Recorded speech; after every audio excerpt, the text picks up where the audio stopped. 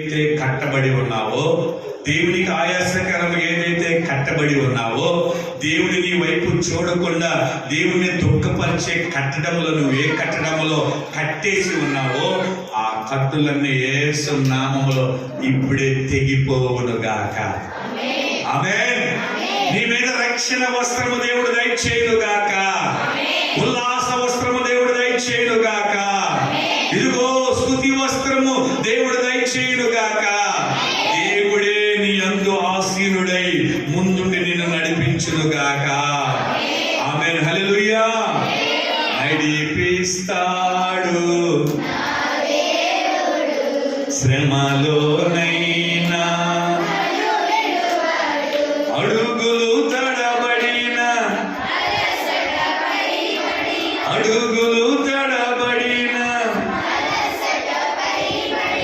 చెయ్యి పట్టి వెన్ను తట్టి, చెయ్యి పట్టి వెన్ను తట్టి నడిపిస్తాడు శ్రమలోనైనా, నడిపిస్తాడు. పడు. ఆమేన్. శ్రమలోనైనా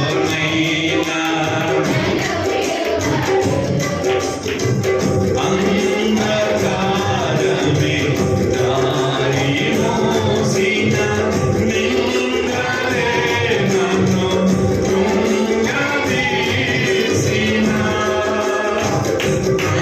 అంధకారమే మోసిన, నిందలే నన్ను కృంగదీసిన. తన చిత్తం గమ్యము వరకు, తన చిత్తం నెరవేర్చుతాడు. గమ్యము వరకు కష్టాలకు లిపి కాల్చివేసిన,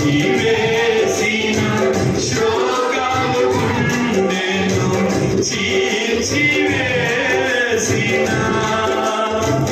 నాకున్న కలిమి కరిగిపోయిన, నా యొక్క బలిమి కరిగిపోయిన, తన చిత్తం నెరవేర్చుతాడు. గమ్యము వరకు తన చిత్తం నెరవేర్చు. గమ్యము వరకు ఆమేన్.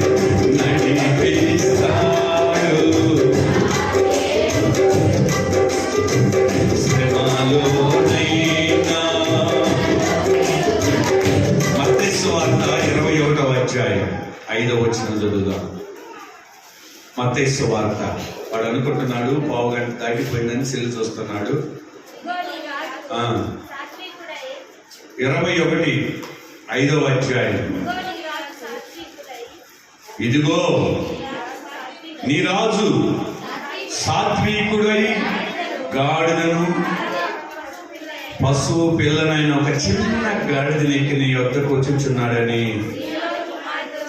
ఆమేన్. హల్లెలూయా.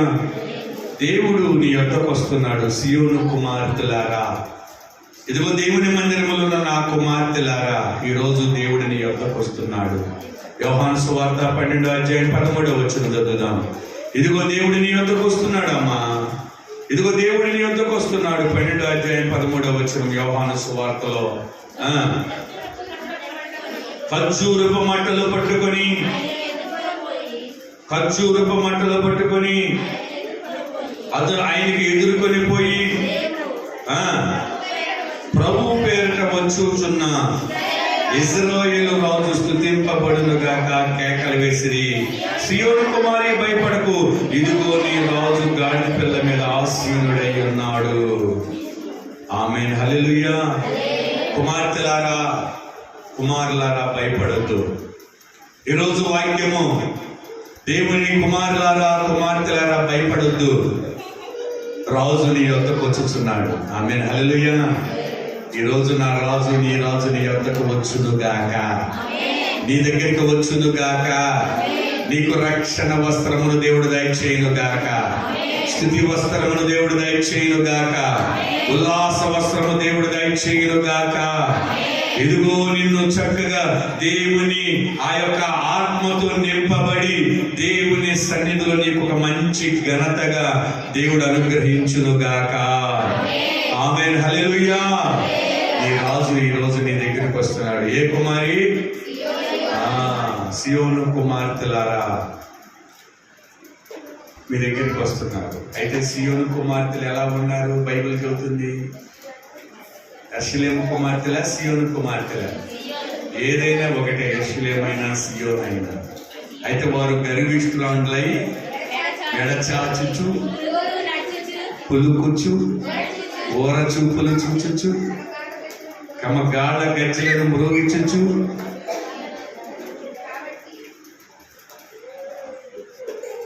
అమ్మా సియోను కుమార్తెలారా, దేవుని కుమార్తెలారా, దేవుడి రోజు మీ దగ్గరకు వస్తున్నారు. ఆమేన్, హల్లెలూయా. దేవుడి మీ దగ్గరకు వస్తున్నాడు. ఎందుకంటే ఆయన నిన్ను గణపరచడానికి. ఆమేన్, హల్లెలూయా. ఇదిగో తగ్గించుకొని గాడిద మీద మనకు వస్తున్నాడు, మన దగ్గరికి వస్తున్నాడు. యెరూషలేము ప్రాంతముల వీధుల్లో, ఆ సువర్ణ వీధులలో, అయ్యా ఇదిగో నా తండ్రి మన కుటుంబాల్లోకి వస్తున్నాడు. కాబట్టి ప్రియమైన దేవుని బిడ్డలారా, దేవుని సన్నిధిలో మనం అందరము కూడా రక్షణ వస్త్రము ధరించుకుందుము గాక, స్తుతి వస్త్రము ధరించుకుందుము గాక, ఉల్లాస వస్త్రము ధరించుకుందుము గాక, సంతోష వస్త్రం అనేది ధరించుకుందుము గాక. దేవుని సన్నిధిలో అట్టి ఆత్మ మనము పొందుకుందుము గాక.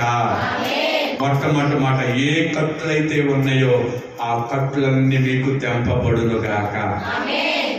ఆ కట్లు తెంపబడితేనే దేవుడి గాడిద మీద ఎక్కింది.